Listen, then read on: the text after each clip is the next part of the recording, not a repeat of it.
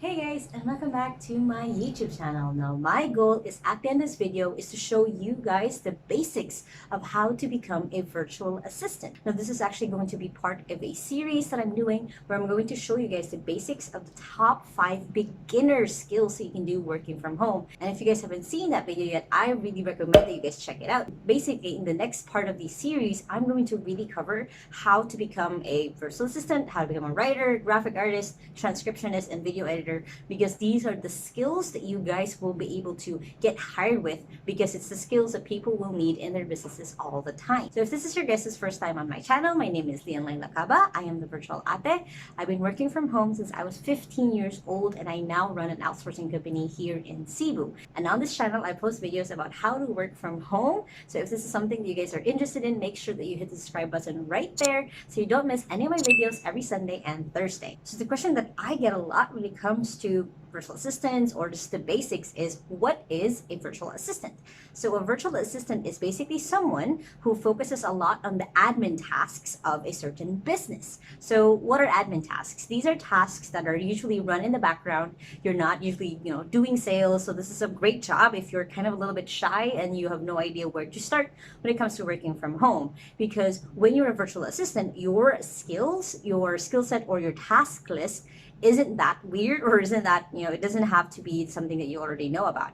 Some of the tasks will be inbox management, where you're going to be managing your client's inbox, going through if there's anything important or not important. It's doing a skill where you're also doing calendar management, where you're actually helping out your client manage their day. So whatever events that they have, whatever meetings that they have, you help them make sure that they know about it. They have the information about the people that they're going to meet. And of course, on the other side, making sure that the person they're going to meet is actually going to be there. So that is part of usually the first basic tasks that you go through as a virtual assistant.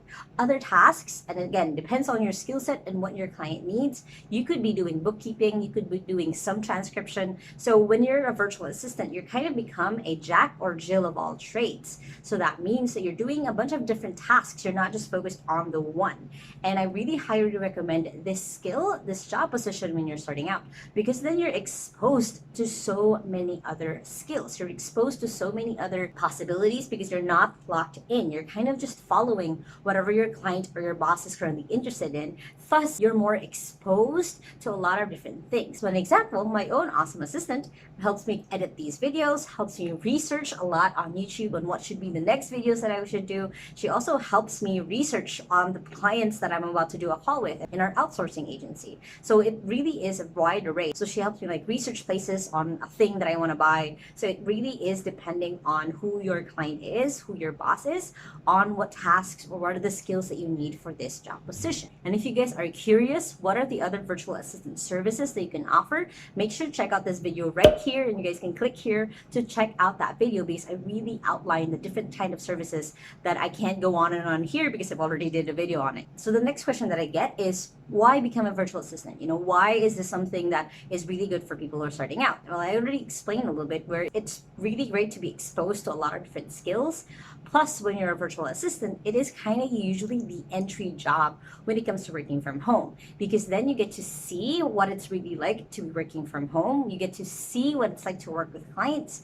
And you also are able to be jump-started in your digital career. So again, if you're still confused of what skill to start on when it comes to working from home, I really recommend becoming a virtual assistant, because it is the kind of the jump starter or the launching pad for a lot of people who have never heard of working from home before and just want to get started. Also, again, this is the kind of position that any point in someone's business, they will need you. They will need you as a virtual assistant, because as they start getting overwhelmed, as they start growing their business, they will need someone to take over. They will need someone to help them out, kind of not get overwhelmed. So the problem that you're solving as a virtual assistant is that you basically help the business owner free up their time so they can focus on other things, such as growing the business. Because a lot of the time, a business owner, myself included, we get caught up in the small tasks that we should be delegating to someone else, so we can focus on the things that actually help make us money. So that is literally your focus as a virtual assistant,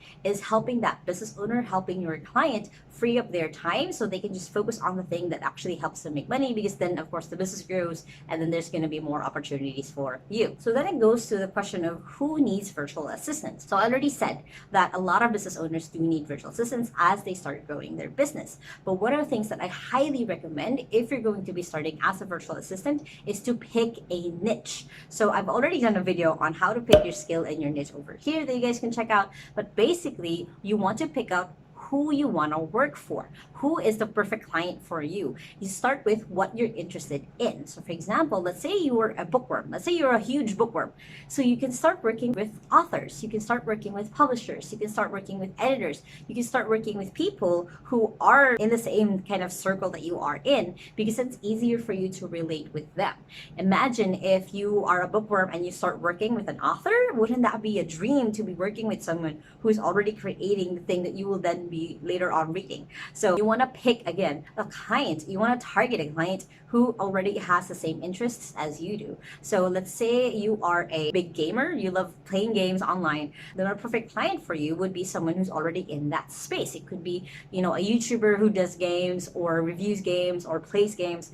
It could be someone who's already in that space. Again, you want to start with what you're interested in, because then it's easier for you to relate to that client. It's easier for you to quickly pick up the skills and the things that they need for their business, because you're already in that space. I call this niche hacking, where you're actually trying to find out where someone is at in their business, and then because you're already interested in it, you're trying to see where do you actually fit. So the example that I usually use is that as a YouTuber, let's say you want to work for a YouTuber, you want to list out all the things that they need to do in order to publish their video. So there's going to be researching, there's going to be tags, there's going to be video editing, there's going to be marketing, social media, there's all of that.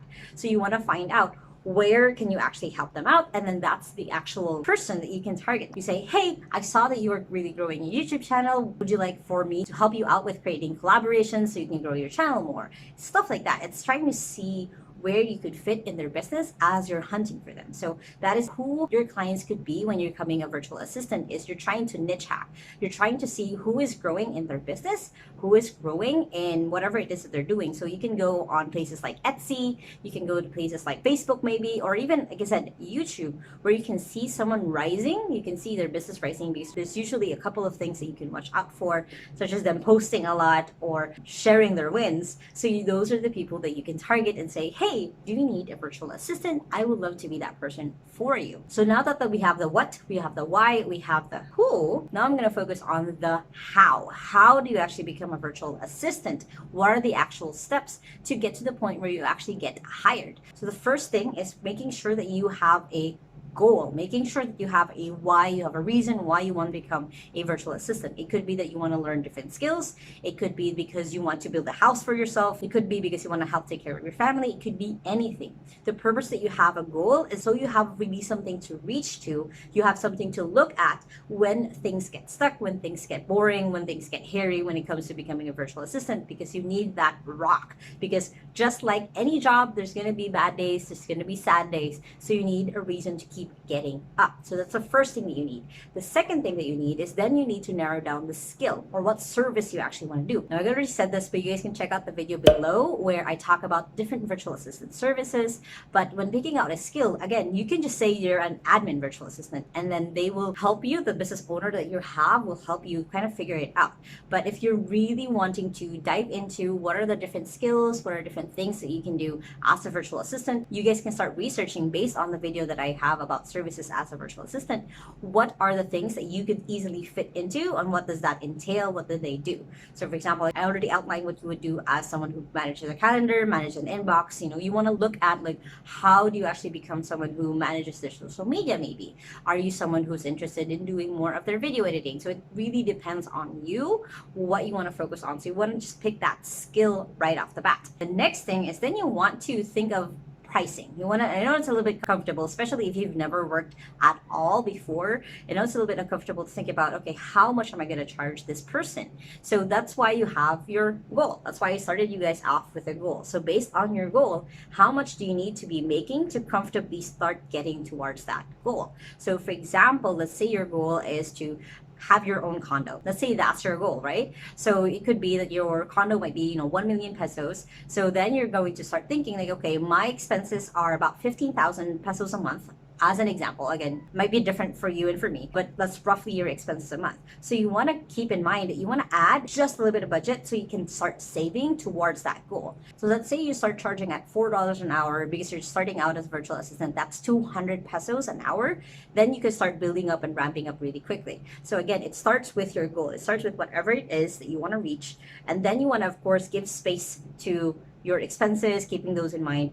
And then the other thing that you have to consider with your pricing is how much can your client actually afford. You can't just say, okay, I'm going to charge at $10 an hour. That's my goal. That's the thing. You have to start with where they're at. You have to meet in the middle somehow, because then it's going to be harder for you to find those clients. They're out there, but you have to really pitch yourself. And when you're starting out, and this is the whole point of the series, is if you're starting out, you want to charge just whatever it is that your expenses plus a little bit, of course, extra for your own savings. Then you can start ramping up, because as you have more experience, especially as a virtual assistant, as you start finding yourself and finding your specialty, you can charge higher and higher and higher. So that's the next thing that you will need, is just pricing yourself, making sure that you know when the client asks you, hey, how much do you charge? You can start at $4 or $5 an hour and then start ramping up. Again, depending on where they're at in their business. Next is, once you kind of have a ballpark of your pricing, the next thing is actually now marketing yourself. So what do I mean by marketing yourself? So marketing yourself includes your branding. I already did a video actually on how to brand yourself online. It includes making sure that your resume is up to date. I already also did a video on that, on how to update your resume.